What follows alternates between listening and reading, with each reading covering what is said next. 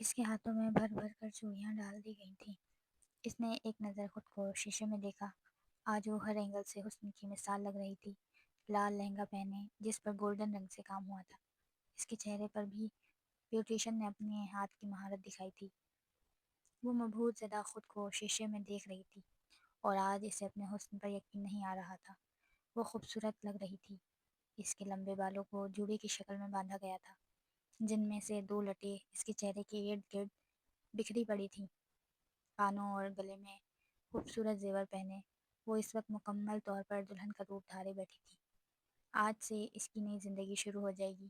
وہ اس زندگی کے لیے دل سے خوش نہ سہی لیکن مطمئن ضرور تھی۔ یہ وہ دن تھا جب ہر لڑکی نے اپنے لیے بہت سارے خواب دیکھے ہوتے ہیں۔ اسی طرح حیات نے بھی اپنے لیے بہت سارے خواب دیکھے تھے۔ اس کی آنکھوں میں آج امید تھی، اطمینان تھا کہ آج وہ ہمیشہ کے لیے اپنے گھر میں جائے گی، جہاں کوئی اسے یہ نہیں کہے گا کہ وہ کسی دوسرے کے گھر میں پڑی ہے۔ یہ سب یاد آتے اس کی آنکھوں میں نمی جھلکی۔ وہ اپنے ماضی میں ہی کہیں کھو گئی۔ حیات نفیس صاحب کی اکلوتی بیٹی تھی۔ نفیس صاحب اور ان کی بیوی کی چند سال پہلے ایک کار حادثے میں موت ہو گئی تھی، جس کے بعد حیات اکیلی رہ گئی۔ پھر اس کے تایا جاوید صاحب اسے اپنے گھر لے آئے تھے۔ کم سے کم وہ حیات کو اکیلا نہیں چھوڑ سکتے تھے۔ آخر حیات کا ان کے علاوہ کون تھا؟ حیات کے ماموں نے اسے رکھنے سے انکار کر دیا۔ ان کا کہنا تھا کہ ہم غریب لوگ ہیں، اپنے بچوں کی کفالت کریں یا پھر اس بچی کی کفالت کریں۔ ویسے بھی جاوید صاحب کے گھر کسی بھی چیز کی کمی نہیں تھی۔ خدا نے انہیں بہت نوازا تھا۔ وہ ایک انڈسٹری کے مالک تھے۔ جاوید مغل کا بزنس کی دنیا میں ایک بہت بڑا نام تھا۔ جاوید صاحب کا اکلوتا بیٹا اذغان مغل تھا۔ وہ اپنے اس بیٹے سے بہت محبت کرتے تھے، اور بیٹا بھی اپنے والد کی بہت عزت کرتا تھا، مگر اس کی تائی رضیہ بیگم کو وہ کچھ خاص پسند نہیں تھی۔ ان کا بس نہیں چلتا تھا کہ حیات کو گھر سے باہر نکال دیں۔ وہ ہر وقت حیات کو اس بات کا طعنہ دیتے ہی رہتی تھی کہ وہ اپنے تایا کی دہلیز پر پڑی ہے، تاکہ کبھی بھی حیات کو اس بات کا احساس نہ ہو کہ آخر یہ گھر اس کے باپ کا بھی تو تھا۔ کبھی بھی تایا نے اس کی دل آزاری نہیں کی تھی، لیکن تائی اس کی انسلٹ کرنے کا کوئی بھی موقع ہاتھ سے جانے نہیں دیتی تھی، اور آج تائی کے چہرے کی خوشی دیکھنے والی تھی۔ آخر حیات شادی کرنے کے بعد اپنے گھر جا رہی تھی۔ ہمیشہ کے لیے اس بلا سے جان چھوٹ جائے گی۔ اس سے بڑھ کر تائی کے لیے اور کوئی بھی چیز ضروری نہیں تھی۔ حیات کا رشتہ بچپن سے ہی اس کی خالہ کے بیٹے سے طے تھا۔ انہوں نے بچپن میں حیات کے پیدا ہوتے ہی حیات کو اپنے بیٹے فہد کے لیے مانگ لیا تھا، اور یہ رشتہ حیات کے والدین کی موت کے بعد بھی ختم نہ ہو سکا۔ خالہ کو اس سے کافی لگاؤ تھا، اس لیے خالہ چاہتی تھیں کہ وہ ان کی بہو بنے، اور حیات نے بھی 18 سال کی عمر میں ہی سارے کام سیکھ لیے تھے۔ ویسے بھی بس اس نے ایف ایس سی ہی کی تھی۔ اس کی بعد تائی نے اسے پڑھنے نہیں دیا۔ ایک ہفتہ پہلے ہی وہ 18 سال کی ہوئی تھی، اور خالہ نے کہا تھا اس کے 18 سال کے ہوتے ہی وہ اس کی شادی چاہتی ہیں۔ اس کی فہد سے نہ ہی تو کوئی دوستی تھی اور نہ ہی انڈرسٹینڈنگ تھی، لیکن پھر بھی ایک اطمینان تھا کہ اس کی شادی ہو رہی ہے اور وہ ہمیشہ کے لیے اپنے گھر جائے گی۔ دروازے پر ہوتی دستک سے وہ ہوش میں آئی، ماضی سے باہر نکلی، اور پلٹتے اس نے دروازے کی جانب دیکھا جہاں جاوید تایا کھڑے تھے۔ وہ کھل کر مسکرائی تھی۔ وہ آگے آئے اور اس کے سر پر ہاتھ رکھا۔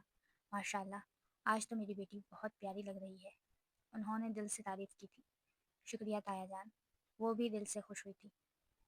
اسے فہد میں کچھ خاص دلچسپی نہیں تھی، مگر ایک دلی سکون تھا کہ کم سے کم اب اس کی گھر میں جانے کے بعد وہ تائی کے تانے نہیں سنے گی، کیونکہ اکثر اذغان اور تایا کام پر ہوتے تھے اور اس کے پیچھے تائی اس پر کافی غصہ کرتی تھیں اور اسے کافی تانے دیتی تھیں، جس بات سے وہ دونوں باپ بیٹے ناواقف تھے۔ بیٹا، تمہیں کبھی بھی کوئی بھی پریشانی ہو تو تم بلا جھجک اس گھر میں آ سکتی ہو۔ یہ مت سوچنا کہ یہ تمہارا گھر نہیں۔ تایا نے شفقت اور مان سے یہ الفاظ ادا کیے تھے۔ حیات کھل کر مسکرائی۔ جی تایا جی۔ وہ بس اتنا ہی کہہ سکی۔ چلو، میں تمہاری خالہ سے فون کر کے پوچھتا ہوں آخر کتنی دیر ہے، ابھی تک بارات کیوں نہیں آئی؟ آ جاؤ، نیچے ہی چلتے ہیں۔ اسے نیچے آنے کا کہتے خود کمرے سے باہر نکل گئے۔ حیات بھی اپنا لہنگا سنبھالتی ہوئی اٹھی اور دروازے کی جانب قدم لیے۔ تایا نے इसकी शादी में हर किस्म का खर्चा किया था। इसे किसी भी चीज़ की एहसास से कमतरी का एहसास नहीं होने दिया था। कहीं वो ये ना समझे कि इसकी शादी को गले से उतारा जा रहा है।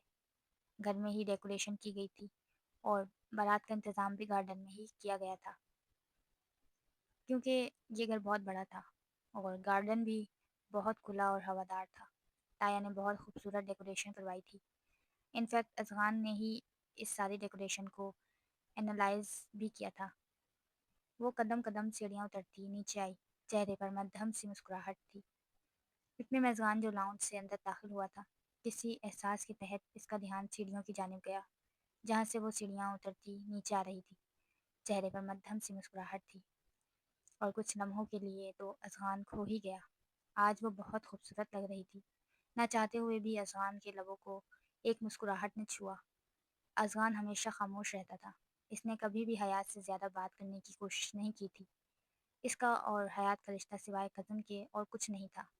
वो अपने काम से आता था और अपने कमरे में बंद हो जाता था। और वैसे भी हयात इससे बहुत डरती थी। एक तो वो इससे पूरे 10 साल बड़ा था और दूसरा वो गुस्सा बहुत करता था। इसे छोटी छोटी बात पर गुस्सा आ जाता था। और गुस्सा क्यों आता था? वो अपनी चीज़ें मैनेज करने का बहुत शौकीन था। इसे अगर कोई भी चीज़ वक्त पर ना मिलती या फिर कोई चीज़ बिगड़ी होती तो इसे बिल्कुल भी अच्छा नहीं लगता था। वो अपने कमरे को बहुत साफ सुथरा रखता था। वो एक ऑर्गेनाइज्ड और वेल सेटल्ड बंदा था। अज़वान जो बिना पलक झपकाए हयात को देख रहा था, अचानक इसके कानों में जावेद साहब की गुस्से भरी आवाज़ पड़ी। इसने चेहरे मोड़े लाउंज में मौजूद सोफ़ों की जानिब देखा, जहाँ वो मोबाइल फ़ोन कान से लगाए बैठे गुस्से से बात कर रहे थे। क्या तुम्हारा दिमाग ख़राब हो गया है? क्या कह रही हो? बारात नहीं आएगी? यकीनन वो हयात की खाला से मुखातिब थे। हयात भी नीचे पहुंच गई थी और परेशानी से ताया को देख रही थी, क्योंकि इसके कानों में भी ताया की गुस्से भरी आवाज़ बाजा पड़ी थी। ना जाने दूसरी जानिब से ताया जान को क्या बताया गया कि ताया के चेहरे का सारा खून निचड़ गया। क्या फहद किसी और को पसंद करता था और इसने कहीं और शादी कर ली? अल्फाज थे कि पिघलता हुआ शीशा जो इन तीनों के कानों में गूंजा। हयात के चेहरे का सारा खून निचड़ गया था। वो फटी फटी निगाहों से ताया को देख रही थी। तुम्हारा दिमाग ख़राब है? तुम अब मुझसे माफ़ी मांग रही हो? यहाँ मेरी बेटी तैयार हुई बैठी है, मेहमान बारात का इंतज़ार कर रहे हैं, और तुम कह रही हो कि अब बारात नहीं आएगी। तुमने मेरी इज़्ज़त को 2 टके की समझ रखा है क्या? मुझसे माफ़ी मांगने के बजाय तुम्हें अपने बेटे की लगामें खींचनी चाहिए थी। ताया ने शदीद गुस्से के आलम में गरजते हुए मोबाइल रख दिया और वहीं अपना सर पकड़े सोफे पर बैठ गए। और हयात ने खुद को गिरने से सहारा देने के लिए बेसाख्ता गिरिल पर हाथ रखा और रैकिंग का सहारा लिया। अज़गान के चेहरे पर गुस्से के दबदबे तासुरात नुमाया हुए। उसका दिल चाहा एक बार अभी और इसी वक्त मुगल हाउस से बाहर निकले और इस फहद का दिमाग ठिकाने लगाए। जब इसे इस शादी में कोई इंटरेस्ट ही नहीं थी तो फिर इसने अपने वालिदैन को मना क्यों नहीं किया? क्यों इसकी वालिदा ने ये बात शादी वाले दिन तक पहुंचा दी? वो जानता था अब बारात नहीं आई और इसके बाप की कितनी बदनामी होगी। वो अपना गुस्सा जब्त करता हुआ जावेद साहब के पास आया और वहीं उनके पास सोफे पर बैठा, इनके कंधे पर हाथ रखा। अब्बा, परेशान मत हो, सब ठीक हो जाएगा। जावेद साहब जैसे चौंके थे। उन्होंने चेहरा उठाए अज़गान को देखा, जिसकी आंखों में उम्मीद थी, सब कुछ ठीक हो जाने की उम्मीद। इनकी नज़र हयात तक गई, जो कुछ फासले पर खड़ी थी, और इसकी आंखों से ना चाहते हुए भी आंसू बहने लगे थे। क्या वो इतनी अर्जा थी कि इस तरह इसे ठुकरा दिया गया?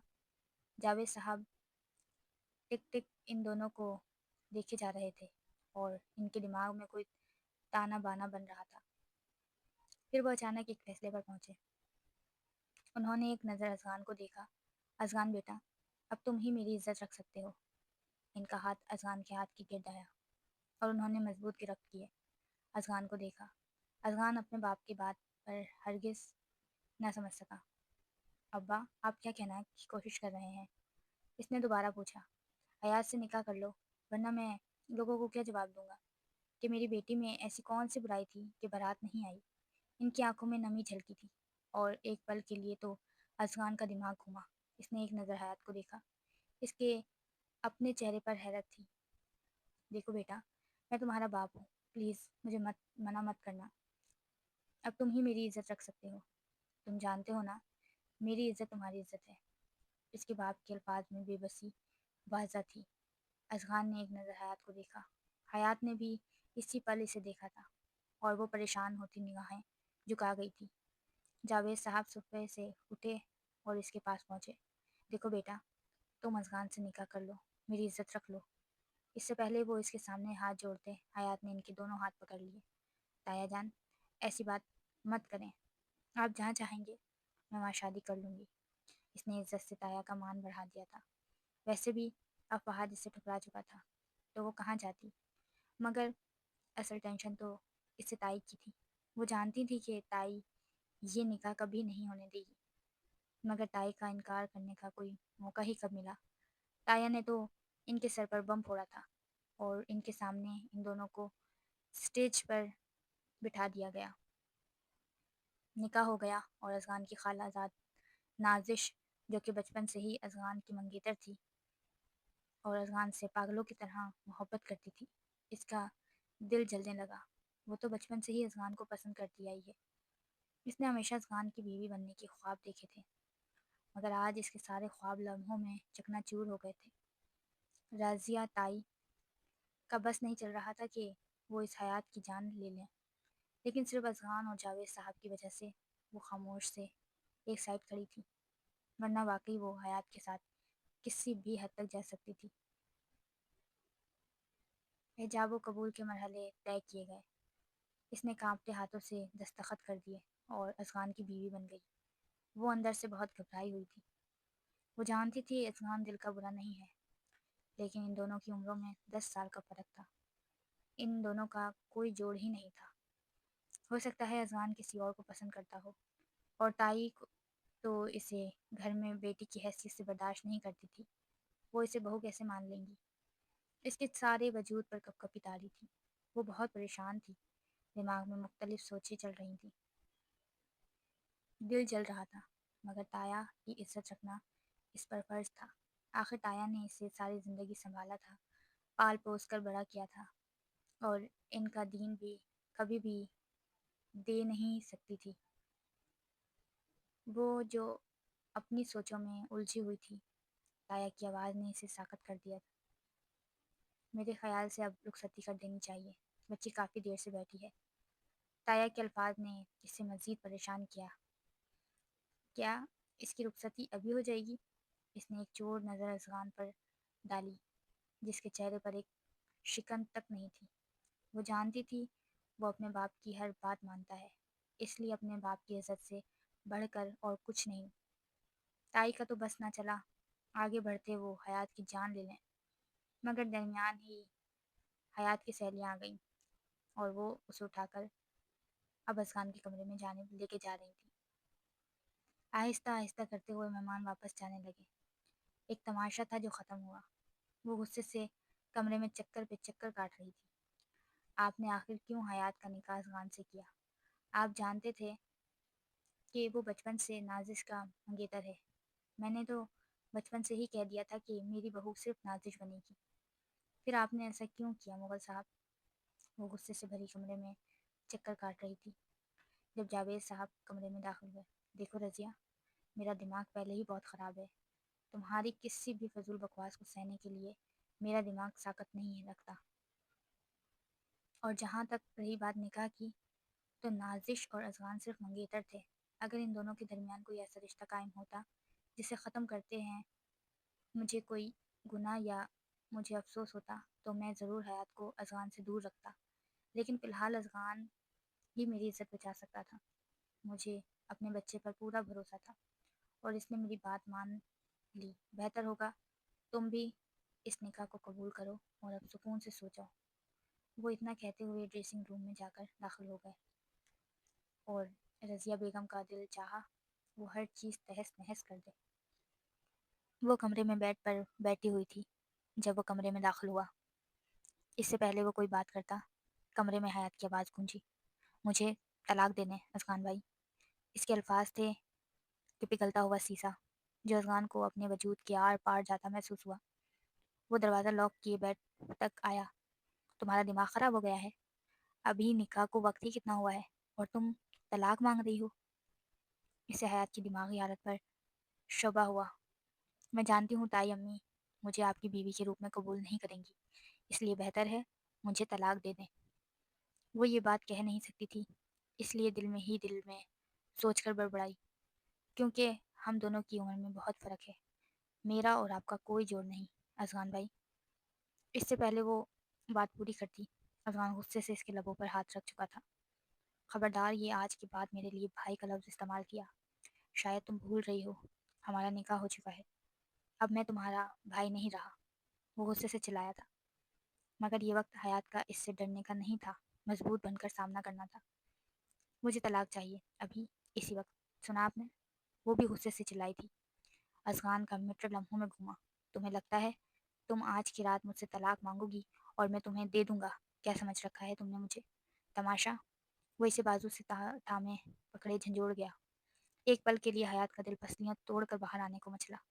وہ جانتی تھی تائی اس کے ساتھ بہت برا سلوک کرے گی، اس لیے اسے کسی بھی حالت میں آج کے آج ہی ازغان سے طلاق لے لینی چاہیے۔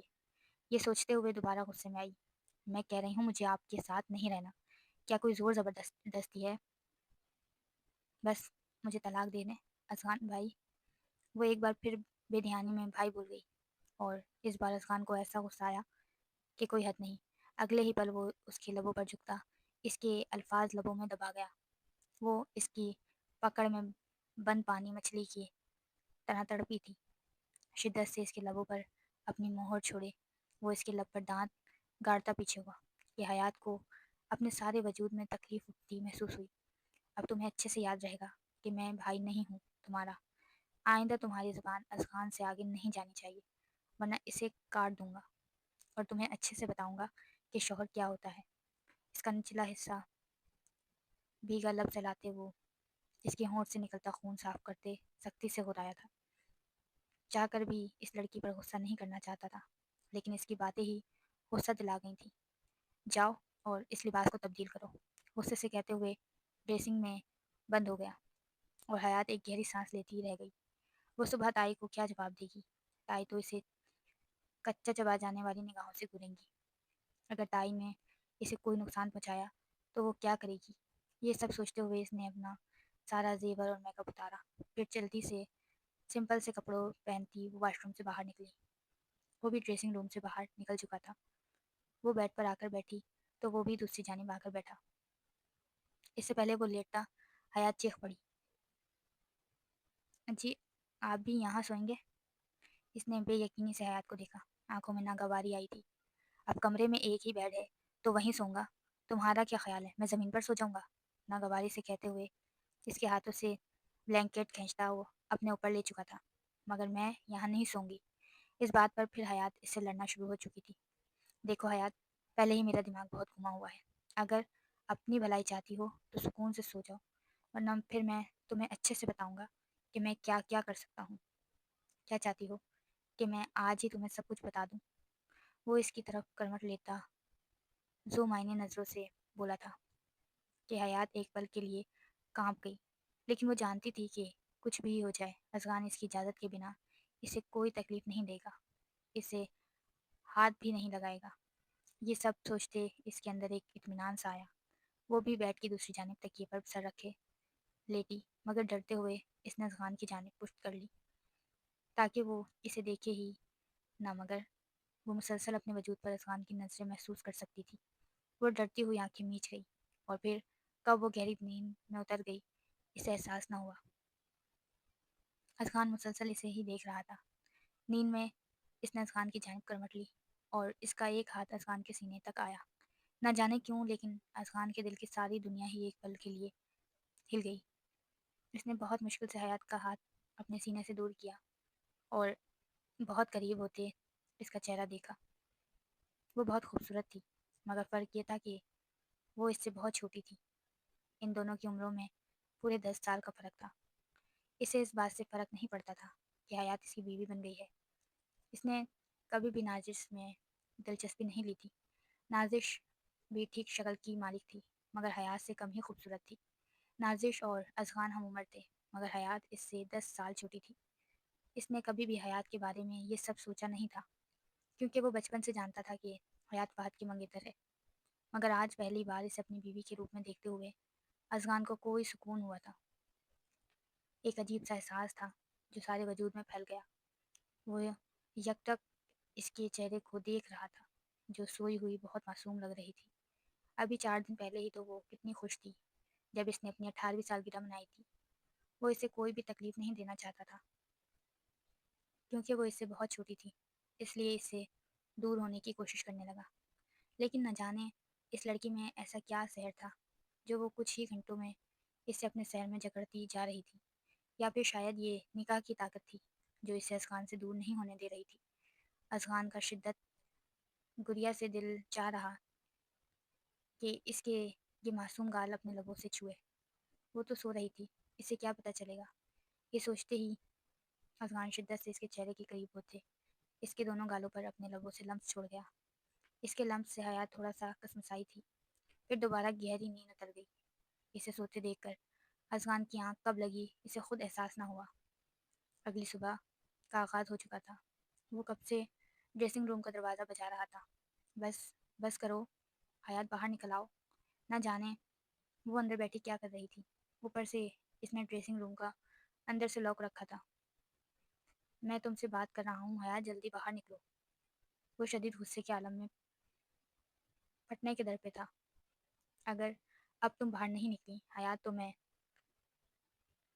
ڈپلیکیٹ کی سے دروازہ کھولے اندر آ جاؤں گا۔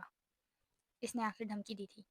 اندر وہ جو اپنی فراک کے زپ بند کرنے کی کوشش کر رہی تھی، اس نے بہت مشکل سے اپنی فراک کو کندھوں سے پکڑا اور زچ ہوتی ہوئی دروازے کی طرف بڑھی تھی۔ سمجھ نہیں آ رہی تھی آخر یہ شخص کا کیا کرے، اوپر سے اس کی زپ بھی بند نہیں ہو رہی تھی۔ وہ جیسے ہی باہر نکلی تو اذغان سے ایک سائڈ دیکھتے دھکیلتے ہوئے کمرے میں داخل ہوا۔ اس نے بہت مشکل سے خود کو گرنے سے بچانے کے لیے ڈریسنگ روم کے دروازے پر ہاتھ رکھا تھا۔ اب وہ کبرٹ کھولے اپنے لیے ڈریس نکال رہا تھا اور وہ اسے دیکھ رہی تھی۔ ایسے کیا دیکھ رہی ہو؟ وہ اس کی نظریں مسلسل اپنے وجود پر محسوس کرتے غصے سے بولا تھا، اور حیات نے ڈبڈبائی آنکھوں سے اسے دیکھا۔ وہ خاموش رہی تو اذغان نے نظریں اٹھائے حیات کو دیکھا۔ وہ دونوں کندھوں سے اپنی فراک سنبھالے کھڑی تھی۔ اسے کچھ گڑبڑ لگی۔ ایسے کیوں کھڑی ہو؟ اس نے کچھ سختی سے پوچھا۔ حیات خاموش تھی۔ تم سے کچھ پوچھ رہا ہوں، وہ اس کی طرف قدم دیتے ہوئے بولا۔ وہ یہ زپ بند نہیں ہو رہی، وہ بامشکل بولی تھی۔ اذغان کا دماغ بھگ سے اڑا۔ اس نے ایک لمحے سے پہلے حیات کا کندھا پکڑے اسے گھمایا کہ اس کی پشت اذغان کے سینے سے آ لگی۔ اس کی سفید دھندیا برہنہ ہوتی کمر اذغان کے حلق میں کانٹے اگا گئی، مگر جلد ہی وہ اپنے آپ پر قابو پاتا غصے میں آیا۔ ایسے ڈریس پہنتی ہی کیوں ہو جو پہننے میں مشکل ہو؟ غصے سے کہتے ایک جھٹکے سے اس نے فراک کندھوں سے پکڑے اس کی زپ اوپر کی تو حیات نے سکون کی سانس لی۔ اب جلدی تیار ہو اور نیچے چلو میرے ساتھ، اور ہاں اپنے چہرے کے تاثرات نارمل رکھنا، مجھے تم مسکراتی ہوئی نظر آؤ۔ اتنا کہتے ہی وہ واش روم میں گھس گیا اور حیات برے برے منہ بناتی رہ گئی۔ ایک تو اتنا ڈانٹتے ہیں، اوپر سے مجھ پر ہی روپ جھاڑتے ہیں۔ وہ باہر آئی اور اب اپنے بال کنگھی کر رہی تھی۔ 5 منٹ بعد وہ بھی فریش نکلا ہوا کپڑے چینج کیے واش روم سے باہر آ چکا تھا۔ اس کے پاس کھڑا ہوتا وہ اب اپنے اوپر پرفیوم چھڑکتا بالوں میں برش پھیرنے لگا۔ اس سے پہلے حیات کمرے سے باہر بھاگتی وہ اس کی کلائی پکڑ چکا تھا۔ کہاں جا رہی ہو؟ کچھ غصے سے بولا۔ آخر اس لڑکی کی حرکتیں اتنی پریشان کیوں کر رہی تھیں؟ نیچے جا رہی ہوں، حیات نے معصومانہ جواب دیا۔ صبر کر لو لڑکی، میرے ساتھ چلنا، وہ دانت پیستے گھرایا۔ حیات نے غصے بھرا منہ بنائے گلے میں دوپٹہ ڈالا۔ 2 منٹ بعد وہ اپنی گھڑی ہاتھ پر پہننے گاڑی چابیاں اور موبائل فون اٹھاتا اس کا ہاتھ پکڑے کمرے سے باہر نکلا۔ جیسے ہی رضیہ بیگم کمرے سے باہر نکلی انہوں نے نازش کو کچن کے دروازے میں کھڑے دیکھا۔ وہ اپنی آنکھوں سے نکلتے آنسو صاف کر رہی تھی۔ وہ اس کے پاس جا کر کھڑی ہوئی۔ خالہ، آپ نے تو کہا تھا کہ میں صرف اذہان کی بیوی بنوں گی، پھر کل رات کیا ہو گیا؟ آخر کیوں حیات کو اس کی بیوی بنا دیا گیا؟ وہ صرف میرا تھا، وہ دبے دبے غصے سے چلائی تھی۔ فکر مت کرو بیٹا، اس لڑکی کو تو میں اذہان کی زندگی سے باہر نکال کر ہی رہوں گی۔ میری بہو صرف تم بنو گی۔ وہ تو بس ایک حادثاتی طور پر نکاح ہو گیا ہے، مگر میں اس کی نکاح کو زیادہ دیر ٹکنے نہیں دوں گی۔ تم چلو آؤ بیٹھو ناشتہ کرو۔ وہ اس کا ہاتھ پکڑے ڈائننگ ٹیبل تک لے آئیں۔ اتنے میں وہ دونوں بھی سیڑھیاں اترنے نیچے نظر آئے۔ ایسے دکھتے ان دونوں عورتوں کے وجود میں خون کا ابال تیز ہوا۔ وہ کرسی کھینچتے بیٹھ گیا تو حیات بھی گھبراتی ہوئی اس کے پہلو میں کرسی کھینچتے بیٹھ گئی۔ نظر ان کی ان دونوں خالہ بھانجی پر ہی تھی، جو دونوں اسے کچا چبا جانے والی نگاہوں سے گھور رہی تھی۔ وہ ناشتہ کرنے لگا تو جھجکتے ہوئے حیات نے بھی ناشتے کے لیے پلیٹ اٹھائی۔ اتنے میں جاوید صاحب بھی کمرے سے باہر نکلے اور سربراہی کرسی پر بیٹھے۔ تم کہاں جا رہے ہو اذہان؟ انہوں نے پریشانی سے پوچھا۔ ابا ایک ضروری میٹنگ ہے، وہی اٹینڈ کرنے کے لیے جا رہا ہوں، اس نے ادب سے جواب دیا تھا۔ آج رہنے دیتے ہیں، میں نے تم دونوں کا ریسیپشن طے کر دیا ہے اور آج شام کو تم دونوں کا ولیمہ ہوگا۔ گویا جاوید صاحب نے ان سب کے سروں پر بم پھوڑا تھا۔ لیکن ابا آج اتنی جلدی؟ اس نے احتجاج کرنے کی کوشش کی۔ دیکھو بیٹا، یہ ضروری ہے خاندان کا منہ بند کرنے کے لیے۔ وہ سب تو ٹھیک ہے ابا، لیکن میٹنگ ضروری ہے، میں جلدی واپس آ جاؤں گا۔ اتنا کہتے وہ ناشتہ کرتے اٹھ گیا۔ جاوید صاحب بھی اس بات میں سر ہلاتے اٹھ گئے۔ اب حیات اکیلی رہ گئی۔ اس سے پہلے وہ کرسی کھینچتے ہوئے اٹھتی، وہ بول اٹھا، تم کہاں جا رہی ہو؟ اذان کی آواز سے اس نے سر اٹھا کر دیکھا۔ وہ کچھ کہنے کے لیے الفاظ تلاش کر رہی تھی، مگر بری طرح سے ہاپ گئی۔ وہ جس طرح کمرے میں اذان سے بے خوف ہو کر بات کر سکتی تھی، اس طرح سے سارے گھر والوں کے سامنے بات کرنا ناممکن تھا۔ سکون سے بیٹھو اور ناشتہ پورا کرو، وہ حکم سناتا جا چکا تھا۔ وہ بے بسی سے واپس کرسی کھینچتے ہوئے بیٹھی اور ناشتہ کرنے لگی، مگر وہ نازش اور تائی امی کی نظریں اپنے وجود پر محسوس کر سکتی تھی۔ میرے اذان کی بیوی بننے کے خواب دیکھنا چھوڑ دو، تم کبھی بھی اس کی بیوی نہیں بن سکتی، یہ صرف نکاح اتفاقیہ طور پر ہوا ہے، بہت جلدی تم اس نکاح سے خود کو آزاد کرواؤ گی، ورنہ تم جانتی نہیں ہو میں کیا چیز ہوں۔ تائی غصے سے دھاڑی تھی۔ حیات نے ڈرتے ہوئے سر اٹھا کر تائی کو دیکھا۔ لیکن ان سب میں میرا کیا قصور ہے تائی اماں؟ وہ بے بسی سے بولی تھی۔ تمہارا ہی تو سارا قصور ہے، تمہیں دیکھتے ہوئے میری رگوں میں نفرت کا ابال تیز ہو جاتا ہے۔ ساری زندگی بس جاوید تمہیں پر موقع دیتے آئے ہیں۔ کچھ بھی کرو مگر خود کو اذہان کی زندگی سے باہر نکال لو، ورنہ تم میرا وار سہنے کی سخت نہیں رکھتی حیات۔ تائی تائی سے بہت کچھ یاد کرواتی اٹھی اور نکل گئیں۔ اس کے جانے کے بعد نازش نے گیلی آنکھوں سے حیات کو دیکھا۔ اذہان صرف میرا ہے، تم نے آج میرے حق پر ڈاکہ ڈالا ہے۔ میں جانتی ہوں کہ تمہارے اور اذہان کے درمیان ابھی کچھ بھی نہیں ہوا، وہ تم سے رشتہ نہیں بنائے گا، اس لیے اسے چھوڑ دو، بہتر ہوگا اسے چھوڑ دو۔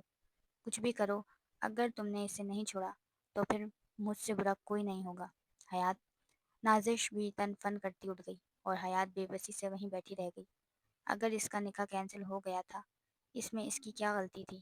نہ چاہتے ہوئے بھی آنسو اس کی آنکھوں سے جھرنوں کی طرح صورت میں بہہ رہے تھے۔ ان کا ریسیپشن شہر کے بہت بڑے اور خوبصورت میرج ہال میں تھا۔ اس نے ٹی پنک کلر کی میکسی پہنی ہوئی تھی اور وہ اس کے ساتھ ہی بلو کلر کی ڈریس کوٹ ملبوس بہت ہینڈسم لگ رہا تھا۔ ایک تو وہ تھی بھی بہت خوبصورت، اوپر سے بیوٹیشن نے اس کے چہرے پر مہارت دکھائے، اسے مزید حسین بنا۔ نازش کی عمر زیادہ تھی، اس لیے اس کی خوبصورتی میں کمی آ گئی تھی، مگر حیات کا اتنا پیارا میک اپ کیا گیا تھا کہ وہ اپنی عمر سے ذرا بھی بڑی نہیں لگ رہی تھی، اس لیے وہ اذغان کے ساتھ زیادہ خوبصورت لگ رہی تھی۔ ان دونوں کی انٹری ہونے والی تھی اور اس کے کانوں میں بار بار تائی کے الفاظ گونج رہے تھے، جو یہاں میرا جھال میں آنے سے پہلے تائی اس کے کمرے میں آ کر کہہ کر گئی تھی۔ کچھ بھی کرو، بے شک اذغان کو برا بھلا کہو، اس پر الزام لگاؤ، اسے خود سے بدزن کرو، مگر آج کے آج اگر تم نے فنکشن میں اس سے طلاق نہیں لی تو میں تمہارے ساتھ کیا کروں گی تم خود بھی نہیں جانتی حیات۔ اور حیات تائی کی باتوں سے بہت پریشان تھی، وہ اندر تک گھبرائی ہوئی تھی۔ وہ جانتی تھی کہ اذغان اور وہ کبھی بھی ایک نہیں ہو سکتے، ان دونوں کا کوئی جوڑ ہی نہیں تھا۔ وہ زبردستی اس کی زندگی میں گھس گئی تھی۔ اس نے ایک نظر رپورٹرز پر ڈالی جو شہر کے بزنس مین ازغان مغل کے ریسیپشن پر موجود تھے۔ جیسے ہی وہ دونوں اسٹیج کی جانب چلتے ہوئے آئے تو رپورٹرز کا ایک جم غفیر تھا جو ان کے آگے اکٹھا ہو گیا۔ اس نے گھبراہی سی نظریں ٹائی پر ڈالی اور ٹائی اسے آنکھوں ہی آنکھوں میں کچا چبا جانے والی نگاہوں سے گھور رہی تھی۔ ان کی آنکھوں میں سختی تھی، جیسے کہہ رہی ہوں جلدی سے ازغان کے کردار کے پرخچے بکھیر دو، لیکن اس کی زندگی سے دفع ہو جاؤ۔ وہ جانتی تھی کہ جب تک وہ ازغان کے خلاف کچھ غلط نہیں بولے گی، ازغان اسے نہیں چھوڑے گا۔ میم، آپ کو ازغان مغل کی وائف بن کر کیسا فیل ہو رہا ہے؟ ایک رپورٹر نے پوچھا۔ اس نے ایک نظر ازغان پر ڈالی جو اس کے کان میں سرگوشی کر چکا تھا۔ سوچ سمجھ کر بولنا، ورنہ کل رات کی بدتمیزی کا بدلہ میں نے صرف کمرے میں لیا تھا، مگر اس بدتمیزی کا بدلہ میں سارے خاندان کے سامنے لوں گا۔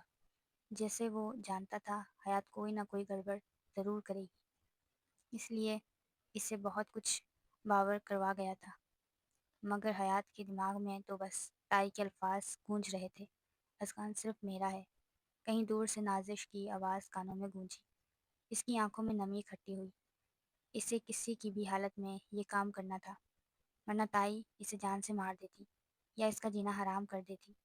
اور وہ جانتی تھی کہ ازغان کبھی بھی اپنی ماں کے خلاف کوئی بات نہیں سنے گا۔ آخر وہ کیوں کر اس کے اوپر یقین کرے گا کہ اس کی ماں نے کچھ غلط کرنے کو کہا ہے۔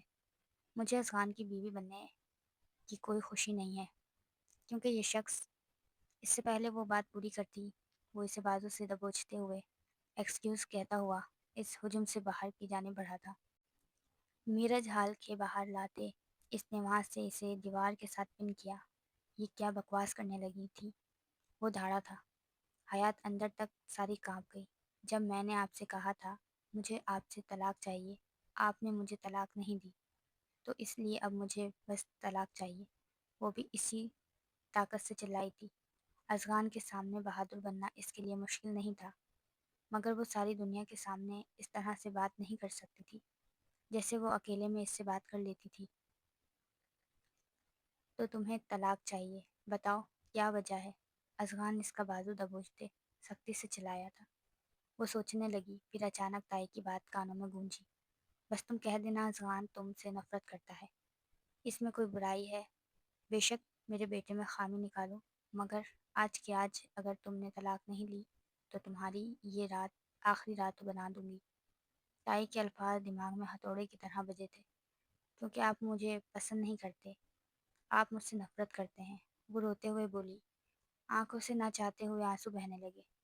اچھا، اور تمہیں کس نے کہا میں تم سے نفرت کرتا ہوں؟ ازغان نے غصے سے اسے گھورتے ہوئے پوچھا۔ اگر مجھے ناپسند نہ کرتے تو مجھے احساس دلاتے کہ میں آپ کی بیوی ہوں، لیکن آپ نے تو مجھے چھوا تک نہیں۔ میں ساری دنیا کو بتاؤں گی کہ آپ نے مجھے سیٹسفائی نہیں کیا۔ اس نے بہت تکلیف سے یہ الفاظ بولے تھے، ورنہ اپنے شوہر کے بارے میں ایسے الفاظ کہتے ہوئے وہ خود سو موت مری تھی۔ وہ جانتی تھی وہ ازغان کے غصے کو آسمان تک پہنچا چکی ہے، اس لیے سختی سے آنکھیں میچ گئی اور ازغان کے غصے کا گراف آسمان تک پہنچا۔ کچھ دیر تک تو وہ کچھ نہیں بولا، تو حیات نے ڈرتے ہوئے آنکھیں کھولی۔ ٹھیک ہے، اندر جاؤ اور ساری میڈیا کے سامنے یہی بات کہو کہ میں تمہیں پسند نہیں کرتا، اس لیے تم سے کوئی بھی رشتہ نہیں بنایا، تو میں تمہیں وہیں کھڑے کھڑے ساری دنیا کے سامنے طلاق دے دوں گا۔ لیکن اگر تم یہ سب نہیں کہہ سکی تو پھر آج کی رات میں تمہیں بتاؤں گا کہ مجھے تم کتنی ناپسند ہو اور کتنی پسند ہو۔ وہ اس کے کان میں دھاڑا تھا اور ایک پل سے پہلے حیات کی زبان گنگ ہو گئی۔ وہ یہ بات کبھی بھی کسی کے سامنے نہیں کہہ سکتی تھی۔ اکیلے میں کہنا اور بات تھی، لیکن ساری دنیا کے سامنے یہ بات کہنا اپنے شوہر کے بارے میں یہ ناممکن تھا۔ وہ شاید ازغان جانتا تھا یہ ناممکن ہے، اس لیے اسے جان بوجھ کر ایسی بات کرنے کو کہہ دیا تھا۔ جاؤ حیات مغل، تمہارے پاس صرف آج آخری رات کا موقع ہے۔ جاؤ اور ساری دنیا کے سامنے یہ بات کہہ دو، مجھ سے طلاق لے لو۔ میں تم سے وعدہ کرتا ہوں میں تمہیں اس بھرے مجمع میں طلاق دے کر جاؤں گا، لیکن اگر تم یہ بات کہنے میں ناکام رہی تو پھر آج کی رات تمہاری زندگی کی سب سے بھیانک رات ہوگی۔ وہ اس کا بازو سختی سے دبوچتے ہوئے ہو رہا تھا اور حیات کو لگا کہ وہ ابھی زمین بوس ہو جائے گی۔ وہ مزید کھڑی بھی نہیں ہو پائی، اس کے الفاظ دماغ کو گھما گئے تھے۔ وہ اس کا ہاتھ پکڑے میرج ہال کے اندر داخل ہوا۔ اس کے ہاتھ پر پکڑ سخت کی تھی اور دوبارہ رپورٹرز کے ہجوم میں لا کر کھڑا کر دیا۔ وہ مضطرب سی خاموش کھڑی تھی۔ جلدی بولو، اس کا بازو سختی سے جھنجھوڑتے ہوئے افغان نے اس کے کان میں سرگوشی کی، اور ٹائی مضطرب سی اسے دیکھ رہی تھی۔ آخر وہ کچھ کیوں نہیں بول رہی تھی؟ وہ رپورٹرز کا ایک جمع غفیر دیکھ رہی تھی۔ اس کا کانوں میں ٹائی کے نازش کے اور افغان کے الفاظ گڈمڈ ہو رہے تھے۔ آنکھوں کے سامنے اندھیرا چھانے لگا، چہرے پر پریشانی اور پسینے کے قطرے نمایاں ہوئے۔ وہ بے حد گھبرائی تھی۔ افغان مسلسل اسے بولنے کے لیے اکسا رہا تھا۔ وہ جانتا تھا کہ وہ اتنی بہادر کبھی بھی نہیں ہے کہ وہ کچھ بھی بولے۔ وہ خوفزدہ نگاہوں کے ساتھ ان رپورٹرز کو دیکھ رہی تھی۔ آنکھوں کے سامنے اندھیرا چھایا اور وہ پھر دھڑام سے زمین بوس ہوئی، مگر اس کا ساکت ہوتا وجود اس سے پہلے زمین پر لگتا۔ افغان بیچ راستے میں ہی اسے اپنی باہوں میں لے چکا تھا۔ مجمع میں فوراً باتیں ہونے لگی، ہلچل سی مچ اٹھی۔ آخر یہ چل کیا رہا ہے؟ مگر وہ بنا کسی کے کوئی بات کا جواب دیے اس کے بے ہوش وجود کو باہوں میں اٹھائے میرج ہال سے باہر نکلتا چلا گیا۔ افغان کو غائب ہوتے 1 گھنٹے سے زیادہ ہو چکا تھا۔ وہ واپس گھر نہیں آیا، اور نازش پریشانی سے لاؤنج میں ٹہل رہی تھی۔ آخر یہ دونوں کہاں گئے ہیں؟ ان دونوں خالہ بھانجی کی جان ہلک میں اٹکی تھی۔ اتنے میں جاوید صاحب لاؤنج میں داخل ہوئے۔ رضیہ طائی فوراً ان کی جانب بڑھی۔ یہ افغان کہاں رہ گیا؟ اب تک آیا کیوں نہیں؟ وہ حیات کو اپنے ساتھ لیے وہیں میرج ہال سے باہر نکل گیا تھا۔ اس کے بعد وہ کہاں گیا کوئی نہیں جان پایا۔ جاوید صاحب پرسکون ہوتے آگے بڑھے اور لاؤنج کے صوفے پر بیٹھ گئے۔ وہ آج نہیں آئے گا، الفاظ تھے کہ پگھلتا ہوا سیسا جو ان دونوں عورتوں کے وجود میں اترا۔ مگر کیوں؟ رضیہ بیگم نے کلس کر پوچھا تھا۔ ارے باہر دیکھ رہی ہو موسم کتنا خراب ہو گیا ہے، کیسے بارش ہو رہی ہے، اس لیے وہ حیات کو اپنے ساتھ فارم ہاؤس لے گیا ہے۔ نازش کے وجود میں شرارے پھوٹ پڑے تھے، اور تائی کا دل چاہا کہ وہ اسی وقت حیات کی جان لے لیں، مگر وہ سے وہاں کیوں لے کر گیا ہے؟ تائی نے بہت تحمل سے پوچھا۔ ارے کیا مطلب؟ اس کی بیوی ہے، اس کا جہاں دل چاہا وہ لے گیا۔ اب کیا تم سے پوچھ کر ہر کام کرے گا؟ جاوید صاحب نے ان کے سارے سوالوں کا منہ توڑ جواب دیا تھا کہ تائی ایک دم خاموش ہو کر رہ گئی۔ وہ اٹھے اور اپنے کمرے میں جا کر غائب ہو گئے۔ اب تائی کو ایک اور پریشانی لگ گئی کہ کہیں حیات افغان کو ساری سچائی نہ بتا دے کہ انہوں نے کس طرح حیات کو پریشرائز کیا تھا کہ وہ افغان سے طلاق لے کر ان کا تو جینا حرام ہو جائے گا۔ افغان کو پتہ چل گیا تو وہ اپنی ماں سے بدن ہو جائے گا، جو رضیہ بیگم کسی بھی صورت ہوتے نہیں دیکھ سکتی تھی۔ وہ دعا کرتی اپنے کمرے میں جا کر غائب ہو گئی، اور نازش نے پوری قوت سے گلدان اٹھاتے زمین پر مارا کہ وہ کرچی کرچی ہو گیا۔ اس نے بہت مشکل سے اپنا چکراتا سر بحال کیا، آنکھیں کھولیں تو نظر سیدھا سفید اور بھوری چھت پر گئی۔ آہستہ آہستہ اس کی آواز بحال ہوئے تو اس کی نظر سارے کمرے میں گھومی، اور اگلے ہی پل وہ خوف سے کانپ گئی، کیونکہ وہ اس کے بالکل پاس بہت فرصت سے بیٹھا اسے ہی تک رہا تھا۔ حیات نے جلدی سے بیڈ سے اٹھ کر باہر بھاگنے کی کوشش کی۔ جب اس نے ایک ہی جست میں حیات کی کلائی پکڑی، واپس بیڈ پر دھکیلا۔ چھوڑے مجھے، وہ درد اور خوف کے ملے جلے تاثرات سے کہتی تڑپی، مگر افغان کے چہرے پر پر اسرار مسکراہٹ تھی۔ ارے ایسے کیسے چھوڑ دوں تمہیں؟ یہ بتانا تو باقی ہے کہ یہ افغان مغل کیسا شوہر ہے۔ تمہیں سسٹیفیکیشن چاہیے تھا نا، تو فکر مت کرو، میں آج تمہیں ہر طرح سے سسٹیفائی کروں گا کہ تمہارا ہر گلا شکوہ دور ہو جائے گا۔ وہ اس کے چہرے کے پاس اپنا چہرہ لاتے ٹھنڈے ٹھار لہجے میں بولا کہ حیات اندر تک کانپ گئی۔ نہیں، مجھے کچھ نہیں چاہیے، بس مجھے یہاں سے جانے دیں۔ اس کی آواز میں لرزش تھی جو افغان صاف محسوس کر سکتا تھا۔ ہاں، اب نہیں جانے دے سکتا۔ میں نے موقع دیا تھا کہ جاؤ اور طلاق لے لو، مگر تم نے موقع گنوا دیا۔ وہاں ساری دنیا کے سامنے تم میری عزت اچھالنے والی تھی۔ اس کی سزا تو تمہیں ملے گی ڈیئر مسز۔ اتنا کہتے وہ بنا اسے سوچنے سمجھنے کا موقع دیے اس کے لبوں پر جھکا کہ حیات پھڑپڑا بھی نہیں سکی۔ اس نے پوری قوت سے افغان کو خود سے دور دھکا دینے کی کوشش کی، مگر بے سود۔ افغان نے اس کے دونوں ہاتھ اپنے مضبوط ہاتھوں میں لیے۔ تمہیں کل رات بخش دیا تھا، یہ سوچ کے کہ ابھی تم ناسمجھ ہو، مگر تم نے وہاں جو بات کی اس کے بعد تمہیں سزا تو ملے گی۔ وہ اس کے کان میں سرگوشی کرتا، اس کے چہرے کا سارا خون نچوڑ گیا تھا، اسے سانس لینے میں تکلیف ہونے لگی۔ وہ پھٹی پھٹی نگاہوں سے اذغان کو دیکھ رہی تھی۔ ایک بار پھر حیات نے وہاں سے اٹھنے کی کوشش کی، جب وہ مکمل طور پر اس پر حاوی ہوتا، اپنی شرٹ کے بٹن کھولنے لگا۔ اب تم کہیں نہیں جا سکتی، مکمل طور پر میری دسترس میں ہو۔ اس کے کان میں ایک بار پھر سرگوشی کرتے، کان کی لو کو دانتوں تلے دبایا کہ حیات کے منہ سے سسکی نکلی تھی، مگر آج وہ اس پر رحم کھانے کی حالت میں نہیں تھا اور اس کے چہرے پر جھک گیا۔ حیات کی آنکھوں سے آنسو گرنے لگے۔ اذغان کے ہاتھ اس کے گلے سے نیچے سفر کر رہے تھے، وہ اس کی شرٹ کے بٹن کھول رہا تھا۔ وہ بے بسی سے آنکھیں میچ گئی۔ اذغان نے بلینکٹ پکڑا اور دونوں پر دیا۔ اس کے بعد اس کے اور اپنے درمیان سارے پردے گرا کر وہ اس کے دونوں ہاتھوں کو بیڈ پر پن کر کے اس کے وجود پر مکمل طور پر قابض ہو گیا اور حیات پر پڑا بھی نہیں سکی۔ اذغان کی ہونٹ اس کے چہرے پر اپنا لمس چھوڑ رہے تھے، وہ اس کی باہوں میں تڑپنے لگی۔ وہ ساری حدیں توڑ گیا۔ ساری رات وہ اس کی قید میں رہی، وہ اس کی باہوں میں بے حال ہو گئی۔ وہ اس شخص کا جنون سہ نہیں سکتی تھی۔ اس کے لمس میں اذیت نہیں تھی، مگر بہت شدت تھی۔ حیات کو وہ لمس تکلیف دہ نہیں لگا، مگر وہ تکلیف میں تھی۔ اذغان نے ہمیشہ کے لیے اس کی جسم روح پر اپنے نام کی مہر لگا دی تھی۔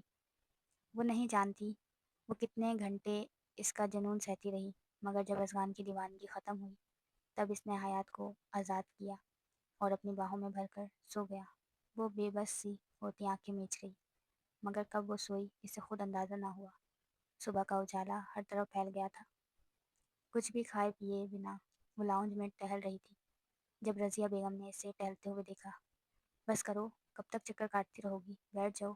ان کے لہجے میں کچھ پرسکونی تھی اور نازش نے حیران ہوتے انہیں دیکھا۔ میں کیسے سکون سے رہوں خالہ؟ وہ دونوں کل رات سے غائب ہیں اور کہہ رہی ہیں میں سکون سے بیٹھ جاؤں۔ اس کا بس نہیں چل رہا تھا سارے مغل ہاؤس کو آگ لگا دے، اور آپ اتنی پرسکون کیسے ہو سکتی ہیں؟ آپ ہی تو چاہتی تھیں کہ میں آپ کی بہو بنوں، پھر اب آپ کو کیا ہو گیا ہے؟ کیا کہیں اس حیات کو آپ نے قبول تو نہیں کر لیا؟ وہ جل بھن کر بولی تھی۔ رضیہ بیگم نے نفی میں سر ہلایا۔ دیکھو نازش، میں چاہتی تھی کہ تم میری بہو بنو، لیکن اب اگر قسمت کو کچھ اور ہی منظور ہے تو کیا کر سکتے ہیں؟ شاید حیات نے ہی اذغان کی بیوی بننا تھا۔ ہم نے کتنی کوشش کی کہ ان کی طلاق کروا دیں یا پھر تم اس کی بیوی بن جاؤ، لیکن اب سمجھو یہ سب کچھ ناممکن ہے۔ اب تک تو وہ دونوں ایک ہو گئے ہوں گے۔ میں نے بھی اس شادی کو قبول کر لیا ہے اور تم بھی قبول کر لو، یہ ہم دونوں کے لیے بہتر رہے گا۔ وہ نرمی سے اس کا گال تھپ تھپاتی کچن میں چلی گئی اور نازش کے سر پر دھڑا دھڑ آسمان پھٹا۔ اسے یقین نہ آیا کہ ایک رات میں ہی ایسا کیا ہو گیا کہ رضیہ بیگم کا پینترا ہی بدل گیا۔ کل تک تو وہ حیات کے خلاف تھی اور آج انہوں نے حیات کو بہو بھی مان لیا۔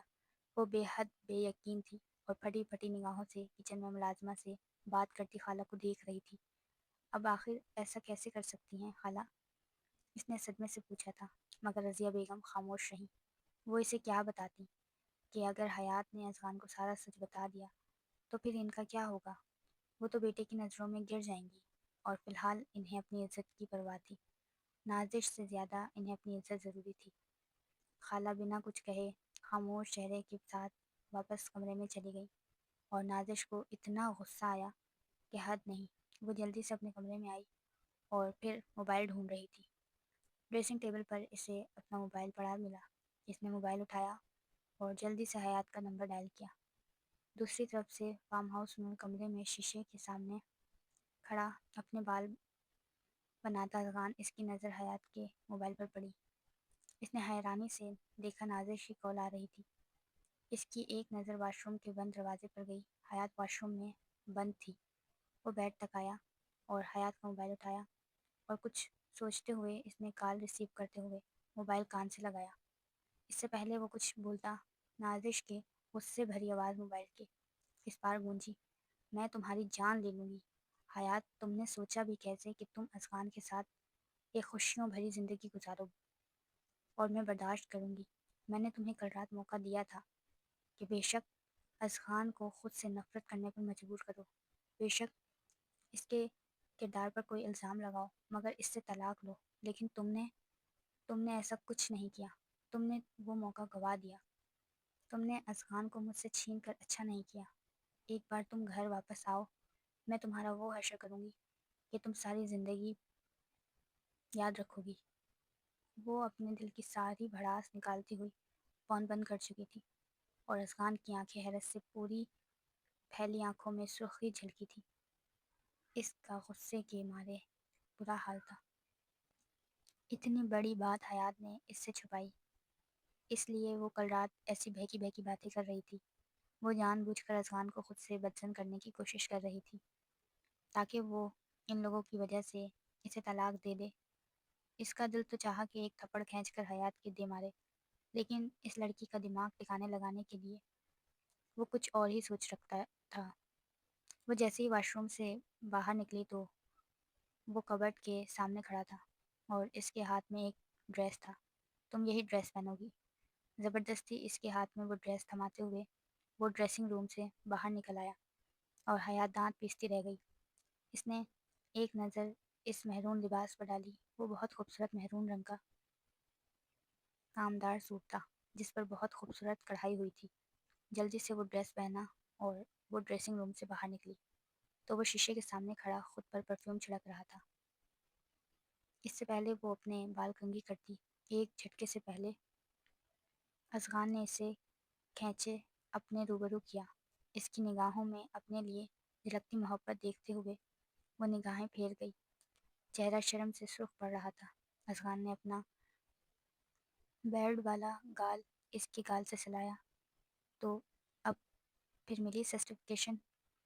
وہ ذو معنی نظروں اس کے وجود پر ٹکاتے ہوئے بولا تھا کہ حیات نے چہرہ جھکا لیا۔ وہ شرمندہ ہوئی تھی۔ اب وہ اس بات پر اسے ساری زندگی شرمندہ ہی کرے گا۔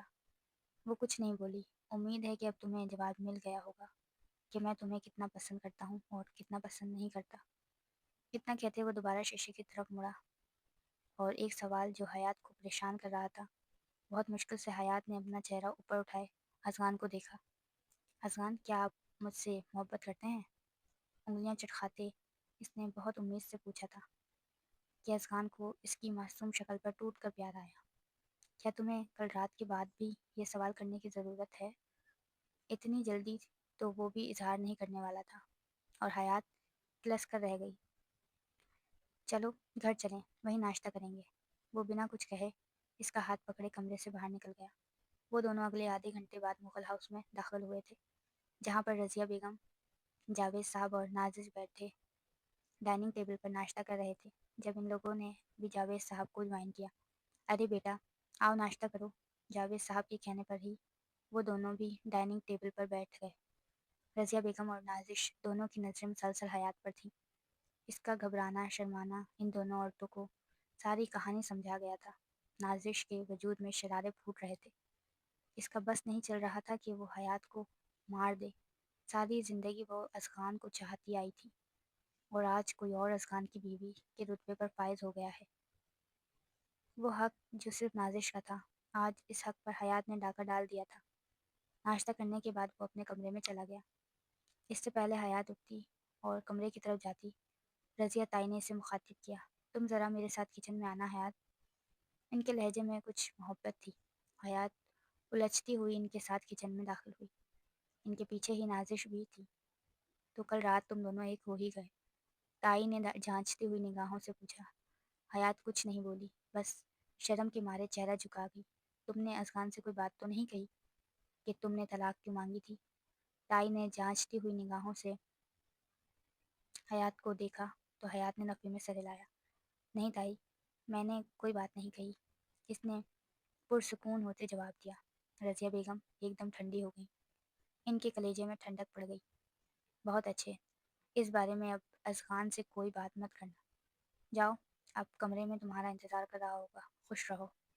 تائی کی بات سنتے وہ حیران ہوئی۔ کیا تائی جی، آپ نے ہماری شادی قبول کر لیا؟ اس نے بے یقینی اور خوشگوار حیرت سے پوچھا تھا کہ رضیہ بیگم نے اس بات میں سر ہلایا۔ بالکل، مجھے لگتا ہے کہ یہی قسمت تھی، میرے اذخان کی قسمت میں تم ہی لکھی تھی۔ اب جاؤ۔ وہ اس بات میں سر ہلاتی اس سے پہلے کچن سے باہر نکلتی، اگلے ہی پل نازش نے اس کی بازو دبوچا۔ تم نے مجھ سے اذغان کو چھین کر اچھا نہیں کیا، اب میں تمہیں چھوڑوں گی نہیں۔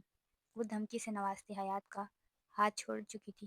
نازش کے لہجے سے حیات کو تکلیف ہوئی تھی، مگر اپنا بازو مچلتی ہوئی کمرے میں چلی گئی۔ کچھ دیر بعد ہی اذغان آفس کے لیے نکل گیا۔ صبح سے دوپہر اتری اور دوپہر سے شام۔ شام کے وقت وہ کچن میں کھڑی اپنے لیے چائے بنا رہی تھی، اور چائے بنانے کے بعد وہ چائے کا کپ پکڑتی ہوئی اپنے کمرے میں جانے کی نیت سے جیسے ہی پلٹی، اس نے دیکھا کہ کچن کا دروازہ اندر سے بند تھا۔ وہ حیران ہوئی، ابھی کچھ دیر پہلے تو دروازہ کھلا ہوا تھا، یہ بند کیسے ہوا؟ وہ دروازے کی جانب بڑھی تھی۔ اس سے پہلے وہ دروازے تک پہنچتی، نہ جانے کہاں سے کوئی نقاب پوش شرک اس کے پیچھے سے باہر نکلا، اور اگلے ہی پل اس نے حیات کا بازو دبوچا۔ حیات کی چیخیں نکل گئیں۔ اس کے ہاتھ سے چائے سے بھرا کپ زمین بوس ہوا، ٹوٹ کر کرچی کرچی ہو گیا، اور چائے ساری زمین پر گری تھی۔ کون ہو تم؟ میرا ہاتھ چھوڑو۔ وہ پریشان ہوتی اپنا ہاتھ چھڑانے کی کوشش کرنے لگی۔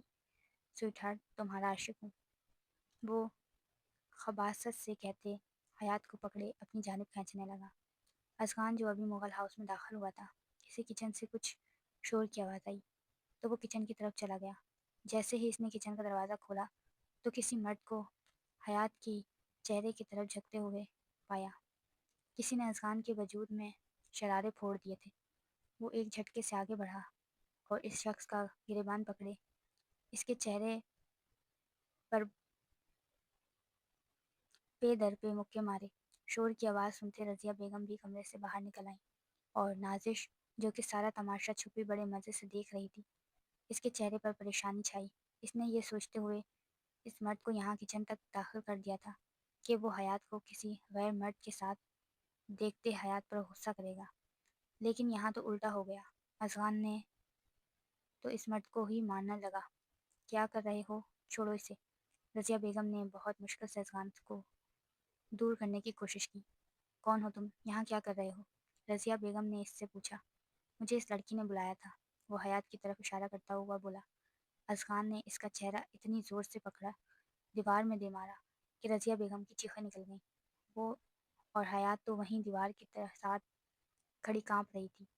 جاوید صاحب بھی شور سے جلدی سے گھر کے اندر بھاگے تھے۔ اذغان، اسے چھوڑ دو، رضیہ بیگم پریشانی سے بول رہی تھی۔ نہیں ماما، آج نہیں چھوڑوں گا، اسے پولیس کے حوالے کروں گا۔ اس کی ہمت کیسے ہوئی میری بیوی کو ہاتھ لگانے کی؟ اور لفظ پولیس پر کسی نے نازش کے چہرے کا سارا خون نچوڑ دیا۔ انہوں نے کافی کوشش کی کہ اذغان کا غصہ کم کریں، لیکن اذغان نے رضیہ بیگم کی کوئی بات نہیں سنی اور پولیس کو بلا کر ہی دم لیا۔ وہ شخص دونوں ہاتھ جوڑتا رہا۔ مجھے چھوڑ دو، مجھے اس لڑکی نے بلایا تھا۔ بالآخر اس نے نازش کی طرف اشارہ کیا، اور ان سب کے چہرے پر حیرت ابھری تھی۔ اذغان نے بنا کچھ کہے اسے پولیس کے حوالے کر دیا۔ پولیس کے جانے کے بعد وہ سختی سے نازش کی طرف پلٹا تھا۔ میں نے تمہیں آج چھوڑ دیا ہے نازش، لیکن آج کے بعد اگر تم نے مغل ہاؤس کے دروازے پار کیے تو مجھ سے برا کوئی نہیں ہوگا۔ آج کے بعد کبھی بھی میرے گھر میں قدم رکھنے کی کوشش مت کرنا۔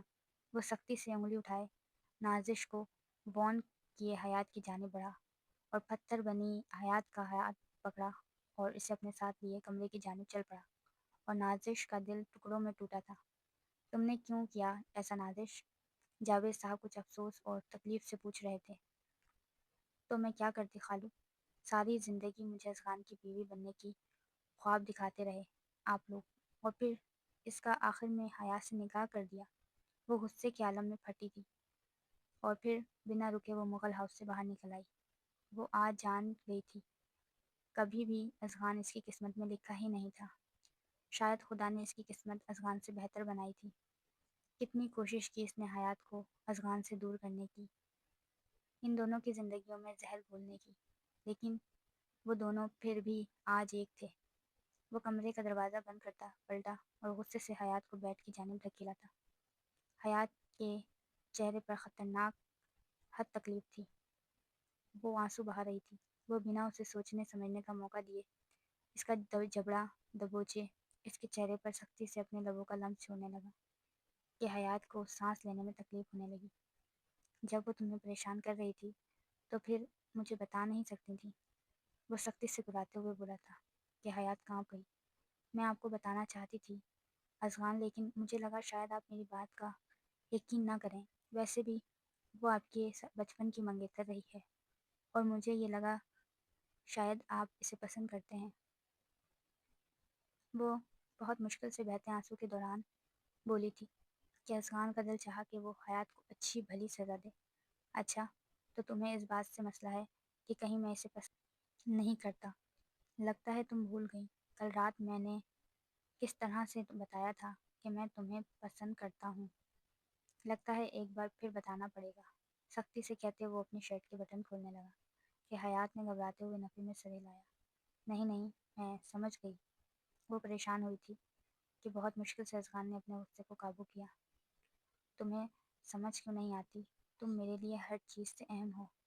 اس کا چہرہ پکڑے بھیگے لہجے میں اظہار کر گیا۔ اگر آج تمہیں کچھ ہو جاتا تو میں ساری دنیا کو آگ لگا دیتا۔ وہ جیسے ڈر گیا تھا۔ نازش کی حرکت نے اسے بہت تیش دلایا تھا۔